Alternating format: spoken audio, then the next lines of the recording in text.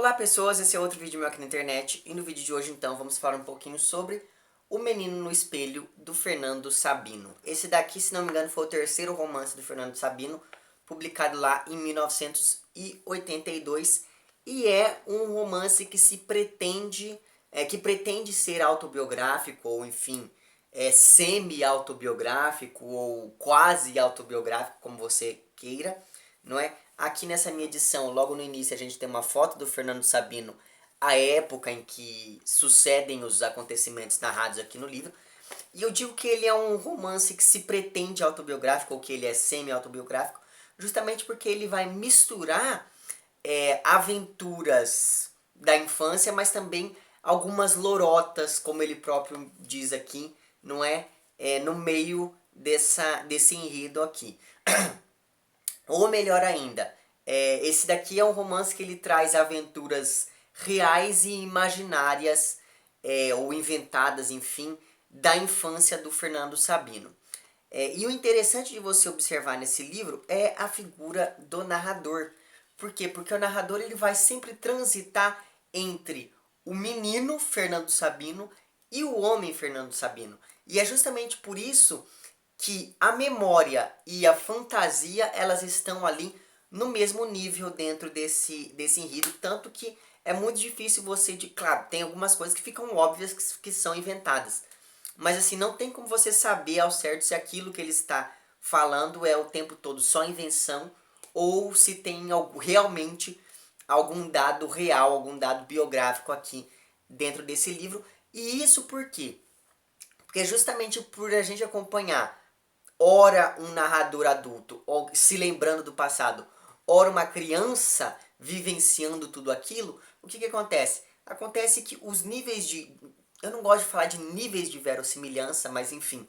É um livro que do ponto de vista da verossimilhança, ele é coeso, mesmo tendo essas partes mais fantasiosas, justamente por conta dessa oscilação do narrador. Por quê?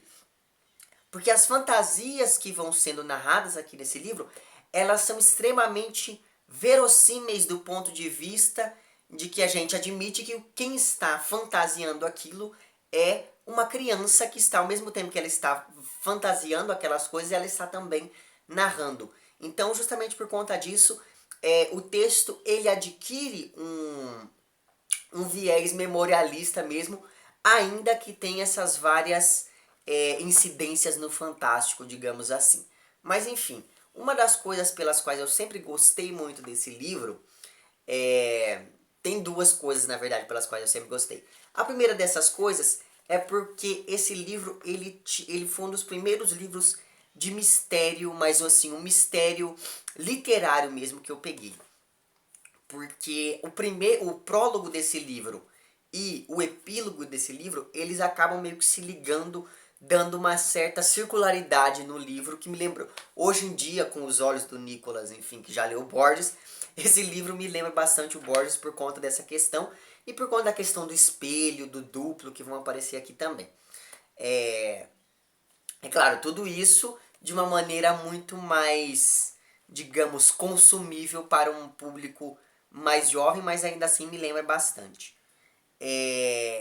E essa questão toda da circularidade do livro sempre me chamou muita atenção dentro desse livro aqui, porque eu achava isso uma coisa muito misteriosa, apesar de não ser um mistério de detetives ou de fantasmas, ainda assim isso sempre me atraiu nesse livro. E a segunda coisa é uma espécie de identificação que eu tinha aqui com esse menino Fernando Sabino, né? Como eu disse pra vocês aqui, a gente vai ter algumas aventuras dele na infância. Então, sei lá, o Fernando Sabino ele é um menino que morou em Minas, não é? Na Praça da Liberdade, lá em Belo Horizonte. Então, se você conhece Belo Horizonte, você vai saber, ele vai citar várias ruas, né? Ele vai citar a Avenida João Pinheiro, etc. Então, se você conhece Minas, você vai lembrar de algumas coisinhas ali. Mas eu me identificava bastante com ele, porque assim, ele morava em uma casa que tinha um terreno muito grande, que tinha várias árvores, que tinha um bambuzal, que tinha uma caixa de areia, que tinha uma cabana no fundo do quintal para que ele pudesse brincar, que tinha um espaço para ele ter galinhas. E eu vivi numa casa que tinha tudo isso, sabe assim? Na minha casa também tinha árvores, também tinha galinha, Também tinha uma casinha no fundo do quintal que eu queria. Eu queria porque queria passar uma noite naquela casinha, mas aí a minha avó sempre me proibia. E é o que acontece aqui também com esse menino aqui.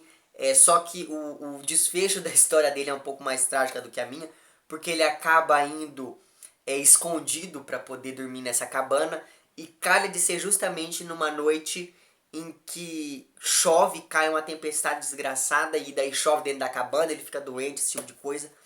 Enfim, então sempre houve aqui essa identificação entre o menino Nicolas e o menino Fernando Sabino nesse sentido, e esse é outro motivo pelo qual eu sempre gostei desse livro quando eu era criança e gosto sempre de relê-lo de vez em quando, aqui nem que seja um capítulo ou outro.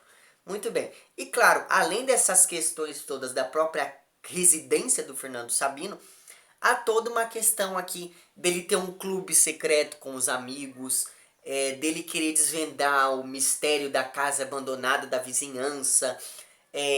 Tem a vez em que ele se envolve com uma briga com o valentão da escola.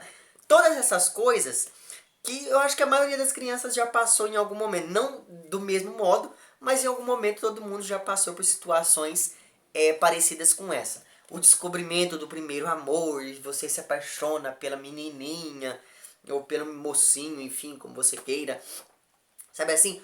Tudo isso vai sendo descrito com uma delicadeza muito interessante e que demonstra que o Fernando Sabino, apesar dele ser adulto, ele não se esqueceu de que já foi criança. Sabe assim? E isso é uma coisa que me atrai muito até hoje nesse livro, é justamente a sinceridade com que o Fernando Sabino vai mostrando essas coisas da infância dele, sem, contudo, tentar idealizar a infância como um lugar perfeito e inatingível. Muito pelo contrário, sobretudo pelo primeiro e pelo último capítulo, a gente vê que ele tenta, de algum modo, atingir fisicamente a própria infância. Eu não vou falar como ele faz isso, você vai ter que ler o livro para saber. Mas, enfim. E é claro, aqui existem várias outras aventuras dele, que são aventuras da ordem do imaginário, da ordem do fantástico, que eu sempre quis vivenciar, como por exemplo, visitar o sítio do Pica-Pau Amarelo. Né? Eu cresci assistindo o sítio do Pica-Pau Amarelo, mas enfim. Então, tem um determinado momento aqui em que ele visita o sítio do Pica-Pau Amarelo, e eu lia bastante os livros do sítio do Pica-Pau Amarelo, então você imagine como era pra mim aqui, né? Enfim, tem um momento aqui em que ele adquire o poder de fazer milagres, então ele faz milagres como, por exemplo, não precisar ir à escola, ou poder voar, e esse tipo de coisa. E são sempre coisas que eu lia e falava assim, caramba, como eu queria poder fazer isso um dia. Ou o dia em que ele tira um sósia de dentro do espelho, que é o capítulo que dá título aqui ao livro, não é? E daí esse sósia passa a fazer todas aquelas coisas que ele próprio não gostava de fazer, como por exemplo, ir à escola em dias meio chatos. Aqui tem também aqueles relatos dele e da turma dele aprontando com aquela professora chata, que todo mundo já teve um dia na vida, enfim. Tem a vez em que ele se tornou escoteiro e se perdeu na floresta, enfim. Aqui tem várias dessas histórias que fazem com que eu acho que não tem como você não se identificar com pelo menos um dos capítulos desse livro aqui, porque é uma infância comum, pelo menos comum para a minha geração, não é? A minha geração, eu acho que eu tive o privilégio de ser a última geração que nasceu antes da internet, né? Quando a internet chegou aqui no Brasil, eu já estava lá com os meus 10, 11, quase 12 anos, enfim. Então eu vivi muita coisa fora da internet e que hoje em dia as pessoas não fazem mais. Não estou falando que a minha infância foi melhor do que a dessas pessoas. Eu acho que cada geração tem as suas partes positivas e negativas, mas foi uma infância diferente e foi uma infância que me permite aqui olhar para livros como esse e me identificar 100% com ele aqui, sabe assim? Você querer descobrir o mistério da casa abandonada da vizinha. Gente, isso era a coisa mais legal do mundo. E enfim, né?